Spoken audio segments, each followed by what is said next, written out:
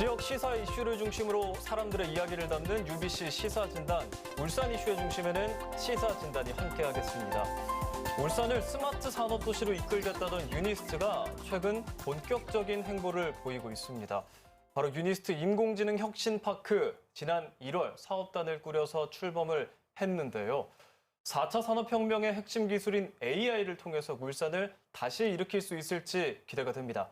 그래서 오늘은 이용훈 유니스트 총장과 함께 지역경제 발전과 전망에 대해서 이야기 나눠보겠습니다.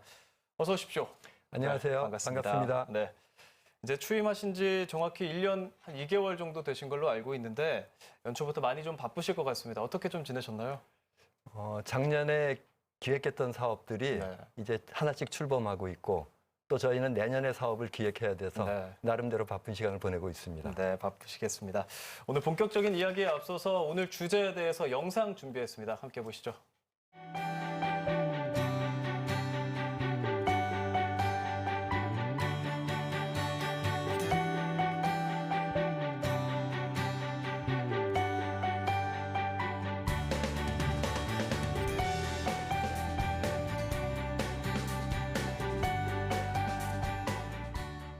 네, 최근 자동차, 조선 등 울산의 주력 산업이 오랫동안 침체기를 겪어왔고 게다가 코로나19까지 겹치면서 정말 좀 어려운 상황입니다. 총장님께서 이런 울산의 상황 어떻게 보고 계시는지 궁금합니다. 제가 보기에는 현재 전 세계의 제조업이 네. 변화를 겪고 있고 그에 따른 어려움이 있습니다. 맞습니다. 그런데 이러한 변화는 새로운 기회를 제공하기 때문에 저희는 울산이 재도약할 수 있는 계기가 될 것이다 그렇게 생각을 합니다. 네, 그렇군요. 아무래도 이 문제를 해결하기 위해서는 앞으로 뭐 변화에 좀 집중을 해야 할 것 같은데 울산의 산업, 경제 어떻게 좀 달라질까요? 미래 산업의 변화를 이끄는 두 가지 키워드가 있습니다. 네. 하나는 스마트입니다. 그래서 인공지능 4차 산업혁명 얘기하는 스마트고 다른 하나는 친환경입니다. 우리가 요새 탄소 중립이라고 얘기하는 네. 친환경인데 이 두 가지에 우리가 잘 적응해서 변화를 하면은 크게 성장할 수 있다 그렇게 생각을 합니다. 네. 사실 일각에서는 이번 기회에 디지털화 그리고 AI 기술을 좀 더 빨리 도입하자 이런 의견이 많이 있거든요. 이 부분에 대해서는 어떻게 좀 생각하시나요? 물론 우리가 최선을 다해서 스마트화에 앞서가야 합니다. 네. 그리고 이제 제조업에서는 원격 제조라는 말까지 나올 정도로 스마트화가 진행이 되고 있습니다. 그래서 우리가 울산의 제조 기반을 혁신적으로 좀 변화시킬 때 새로운 성장 동력이 될 수 있다 그렇게 생각을 합니다. 네, 그렇습니다. 사실 그간 좀 어려운 상황 속에서도 울산은 변화를 위해서 참 많은 노력을 해왔거든요. 그 중심에는 유니스트가 있었다 해도 좀 과언이 아닌데 구체적으로 울산 경제 발전에 지금 좀 어떤 힘을 보태고 있는지 궁금합니다. 지난 상반기에 작년도 상반기입니다. 저희가 인공지능 대학원을 유치했고 그 인공지능 대학원을 기반으로 스마트 팩토리, 미래 자동차 그리고 바이오 메디컬 분야, 스마트 헬스케어 분야입니다. 맞습니다. 이런 분야들을 저희가 열심히 육성을 하고 있습니다. 그리고 이제 최근에 아까 말씀하셨던 대로 인공지능 혁신파크를 출범시켜서 네. 산학 협력을 강화하고 있고요. 그리고 금년 가을서부터는 저희가 반도체 소재 부품 융합대학원을 출범시킬 계획입니다. 네, 상당히 좀 많은 계획을 갖고 있는 것 같습니다. 네, 유니스트의 지난 추진 사업까지 간단하게 알아봤습니다.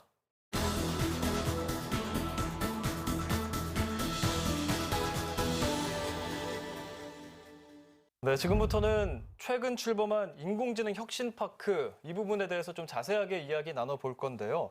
아직은 좀 생소하게 느끼시는 분들이 많을 것 같습니다. 뭐 AI가 최근 많이 좀 발달을 하고 있다라고는 하지만 일반적인 상황에서는 이게 뭔지 좀 궁금해하실 것 같거든요. 인공지능 혁신파크 뭔지 또 어떤 역할을 하는지 소개 부탁드리겠습니다. 예, 인공지능 혁신파크는 제일 간단하게 말씀드리면은 인공지능 분야의 산학 협력을 활성화시키는 그러한 단지가 되겠습니다. 위치는 저기 남구 두왕동에 저희가 산학 융합 캠퍼스라고 있습니다. 네. 거기에 위치하고 있는데 그 캠퍼스에서 저희가 교육, 연구 이런 사업들을 본격적으로 추진하게 되겠습니다. 네, 거기서 이제 뭐 본격적으로 사업을 추진한다고 말씀을 해 주셨는데 뭐 어떤 사업을 추진하나요? 우선 우리 재직자들을 대상으로 산업계 재직자들을 대상으로 인공지능 교육을 합니다.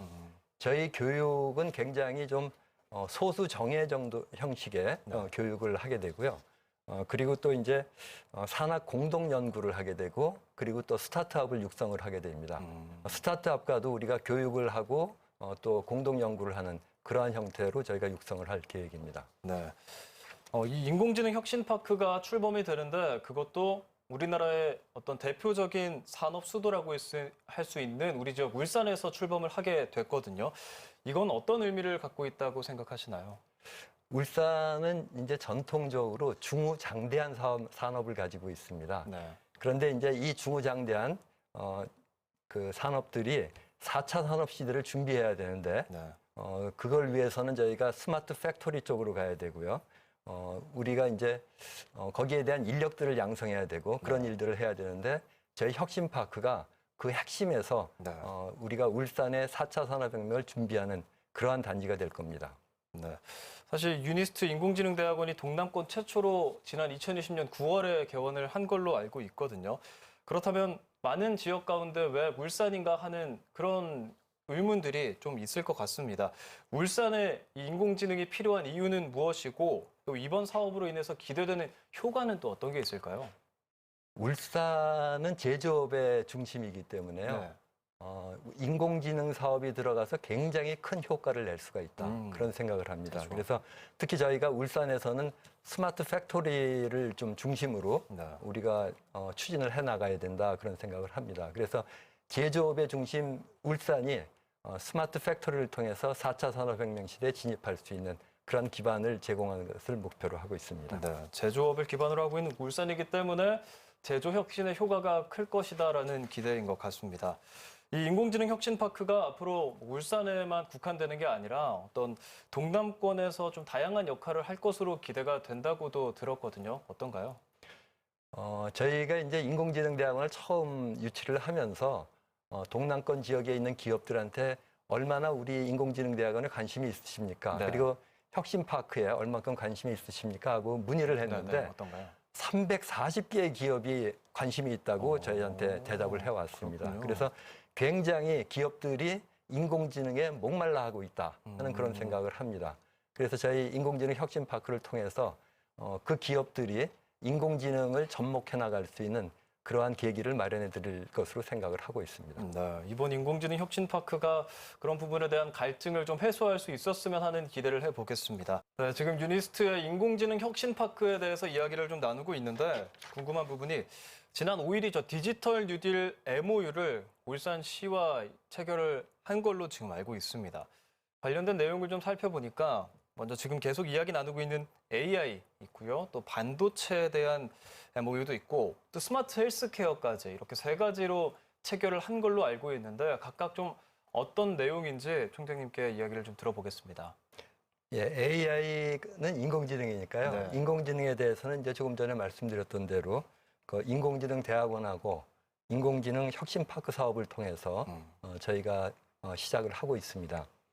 그리고 이제 반도체 소재 부품 융합대학원 사업을 저희가 시작을 하고 있는데요. 네. 이것이 이제 이번에 금년에 한 10억 정도의 규모로 일단 시작을 합니다. 네. 그런데 저희가 가진 꿈은 울산에 정밀 화학 기업들을 반도체 소재 부품 기업으로 변신시키고 싶다 하는 꿈을 가지고 있습니다. 그래서 이 꿈을 얘기를 해서 저희가 중앙정부의 지원도 받을 수가 있었고 울산시의 지원도 받을 수가 있었습니다. 구체적인 내용은 다음과 같습니다. 그 유니스트에는 저희가 장비센터가 있습니다. 장비센터요. 저희가 UCRF라고 그러는 장비센터가 있는데 네. 이 장비센터의 장비가 굉장히 좋습니다. 울산시에서 지원을 해주셔가지고요. 저희가 한 700억 정도의 고가의 장비를 저희가 보유하고 있습니다. 그래서 저희의 계획은 이 장비들을 사용해서 울산의 정밀 화학 기업들이 만들어내는 그 화합물을 네. 분석을 해드리는 겁니다. 그래서 이제 반도체 그 소자가 부품이 될 수 있는가 그거를 확인해드리는 일을 저희가 하려고 그럽니다. 그리고 기준에 못 맞추면은 어떻게 하면은 올릴 수 있다는 것도 좀 같이 공동 연구를 하려고 그러고요. 그런데 이제 그럼 이제 궁금하신 점이 네. 기존의 정밀 화학 기업들에서 만드는 화합물하고 반도체가 필요로 하는 화합물하고 어떤 차이냐 그렇죠. 이런 것을 좀 생각하실 네. 수가 있을 텐데 한 10,000배쯤 좀 더 순수해야 됩니다. 네. 순도가 기존의 정밀화학보다 한 10,000배 더 올라가야지 반도체 소재가 될 수가 있습니다. 그런데 그 10,000배까지 올린 다음에는 분석할 수 있는 기기가 일반 정밀화학 기업에는 없습니다. 유니스트에는 있습니다. 그래서 저희가 그 장비들을 사용해서 화학 기업들을 도와드리면은 그 기업들이 반도체 기업으로 성장할 수 있다. 이런 생각을 가지고 있습니다. 유니스트 장비센터를 통해서 화학 기업들이 좀 더 발전할 수 있다는 말씀이신 거죠? 맞습니다. 네. 네. 그렇다면 이제 헬스케어, 스마트 헬스케어에 대해서 좀 이야기 들어보겠습니다. 예, 스마트 헬스케어에 대해서는 저희가 연구센터를 역시 한 10억 정도의 규모로 시작을 하게 됩니다. 그런데 이제 다 아시는 대로 저희 울산에 2025년서부터 그 산재 전문 공공병원이 생기게 됩니다. 그런데 산재 전문 공공병원이 생기면은 제일 중요한 파트가 어떤 파트인가 하면은 훌륭한 의사 선생님들을 모시는 겁니다. 그렇죠. 네. 저희가 그 인프라를 이 스마트 헬스케어 연구센터를 통해서 마련해 보려고 그럽니다. 그래서 저희가 이 사업을 유치할 때는 저희가 울산시의 도움을 많이 받았는데 또 시장님 도움을 많이 받았습니다. 네. 시장님께 저희가 약속드린 거는 이 스마트 헬스케어 연구센터에 저희가 연구 의사, 저희가 MD, PhD라고 그럽니다. 네. 그런 분을 최소 5분 이상 모시겠다. 그 약속을 드렸습니다. 그래서 그분들을 기반으로 그분들과 함께 우리가 공동 연구, 유니스트 교수님들이 공동 연구를 하고요. 그래서 한 2024년도 근처까지는 그 산재 분야에서 재활 분야에서 제일 앞서가는 연구를 하고 있는 데가 유니스트다 하는 평판이 나게 만들려고 그럽니다.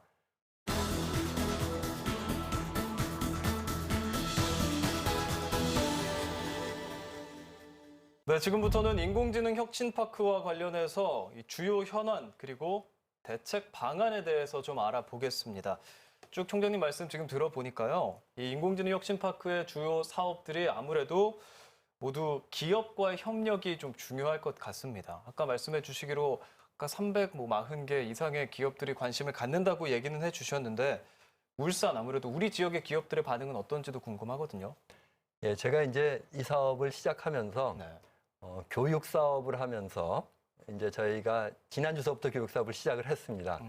그런데 처음에 이제 몇 분쯤이 지원을 할까 네. 한편으로 걱정이 됐는데요. 네. 근데 보니까 저희가 기대했던 것보다 2배 이상이 오셨어요. 저희는 소수 정예가 되고 또 코로나 시대가 돼가지고 네. 한 클래스에 30명씩만 모셔야 되겠다 이런 생각을 했는데 2배 이상, 60명 이상이 오셔가지고 네. 저희가 할 수 없이 지난주 금요일서부터 시작을 한 프로그램에 41분을 모셨습니다. 그러고 났더니 또 코로나 때문에 좀 걱정이 되는데 네네네. 그렇더라도 저희는 또 이렇게 모여서 할 수밖에 없거든요. 왜냐하면은 실습이 들어가고 조교가 옆에서 붙어 있어야 됩니다. 네. 그래서 그런 측면에서 기업의 반응이 생각보다 너무 뜨거워가지고 그래서 저희가 좀 더 모실 수밖에 없고요.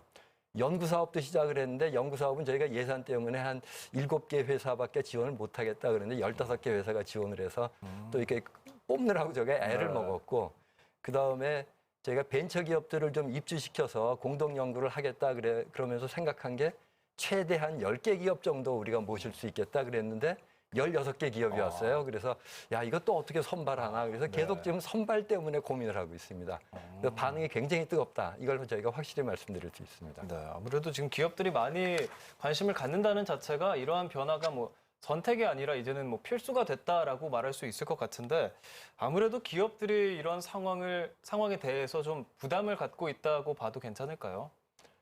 당연히 기업은 부담을 가집니다. 네. 그렇지만 이제 저희 같은 연구 중심 대학의 역할은 그러한 기업들이 부담을 최소한으로 느끼도록 만들어 드리는 거죠. 저희가 인력 양성을 도와드리고 네. 또 공동 연구를 통해서 새로운 그 인공지능 분야를 도입하도록 도와드리고 이런 걸 통해서 이제 변화를 좀 더 쉽게 갈 수 있게 하겠다 하는 것이 이제 저희가 해야 되는 역할이라고 생각을 합니다. 네.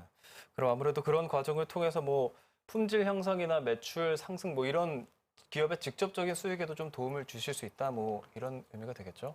당연히 그렇죠. 왜냐하면은 효율이 올라가기 때문에 네. 인공지능이 들어가면 무조건 효율이 올라갑니다. 그래서 효율이 올라가고 나면은 당연히 매출 상승까지 연결될 수 있는 그런 효과가 나타날 겁니다. 유니스트 인공지능 대학원을 중심으로 재직자 교육이 이루어지고 있다고 들었습니다. 이 인공지능 대학원 다른 대학원도 사실 있기는 있거든요. 유니스트만의 어떤 강점이라고 하면 뭐가 될 수 있을까요? 유니스트의 최대 강점은 유니스트 인공지능 대학원이 울산에 있다는 겁니다. 울산에. 왜냐하면 울산은 제조업의 중심이기 때문에 다른 대학원하고 굉장히 차별화되는 게 제조 기업들의 직접적인 도움을 줄 수가 있다. 직접적인 산학 협력을 할 수 있다는 게 가장 큰 차별화입니다. 그래서 저희가 정부의 추가적인 지원을 받는데도 그 점이 크게 작용을 했습니다. 네, 그렇군요. 지금 좀 교육에 대해서 이야기를 하고 있으니까 시민분들도 궁금해하실 만한 질문 하나만 더 드리겠습니다. 이 인공지능 교육 많은 분들이 최근 진짜 관심을 많이 갖고 계시잖아요. 그래서 뭐 지역 학생이나 직장인들도 관련한 뭐 교육을 받을 수 있는 프로그램 같은 게 좀 있나요? 물론입니다. 저희가 지금은 지난주서부터 시작한 게 지역 내의 그 엔지니어들을 대상으로 하는 교육입니다. 그리고 앞으로 가지고 있는 계획은 저희가 조금 더 자리가 잡히면은 지역 내의 중고등학생을 대상으로 학생들. 저희가 방학 동안에 인공지능 꿈나무들을 양성해 보려고 생각을 하고 있습니다. 그건 뭐 어떤 식으로 진행이 되는지 여쭤볼까요? 그거는 역시 학생들을 저희 혁신파크에 데려다가 네. 강의 듣게 하고 실습하게 하고 조교들이랑 서로 소통하면서 네. 실력을 키워나가는 겁니다. 근데 거기에서 저희가 학생들을 대상으로 할 때는 꼭 하려는 게 챌린지에 도전을 시키는 겁니다. 챌린지요. 예, 그래서 인공지능 분야에서는 세계적인 챌린지도 있고 국내에서도 챌린지가 있습니다. 우리나라 대기업들이 인공지능 분야의 기업들은 다 챌린지를 만듭니다. 그럼 그 챌린지 학생들이 도전해서 등수에 들 수 있다고 그러면 굉장한 실적이 됩니다. 그렇죠. 그래서 저는 울산의 아이들이 그리고 또 유니스트 학생들이 좀 더 많은 인공지능 챌린지에 도전하도록 기회를 좀 제공을 하려고 생각을 하고 있습니다. 네, 유니스트에서 참 많은 계획을 하고 있다는 게 느껴집니다. 이제 예산에 대해서 좀 이야기를 해볼까 하는데요. 인공지능 혁신파크 올해 사업 예산 35억 원 투입이 된다고 합니다. 이로 인해서 뭐 기존 강점 사업에 대한 지원이 줄어드는 게 아니냐 이런 우려의 목소리도 있는데 어떻게 생각하시나요? 저는 그렇게 생각을 안 합니다. 네. 35억 중에 25억은 정부에서 신규로 투자를 받았습니다. 그리고 이제 저희가 유니스트의 기존 사업 중에 제일 강한 것이 이제 에너지 분야입니다. 에너지. 근데 그 에너지 분야에 대해서는 저희가 작년에 강소 연구개발 특구 사업을 유치를 했습니다. 그래서 그 사업이 또 60억 규모로 금년에 시작이 됩니다. 네. 그래서 에너지 분야 쪽에는 강소 연구개발 특구 사업을 통해서 새로이 또 투자가 되고요. 인공지능 분야는 새로이 또 투자가 되는 거고 또 저희가 스마트 헬스케어 쪽에 새로이 또 정부 투자를 받았습니다. 그래서 이런 것들은 모두 새 투자가 되고 기존 사업에도 새 투자가 들어가기 때문에 저는 그 울산의 경제에 이 지경이 넓혀지고 있다 이런 생각을 합니다. 네, 기존 우리 울산의 산업들 그리고 신산업까지 울산이 두 마리 토끼를 한 번에 잡을 수 있기를 바라보겠습니다.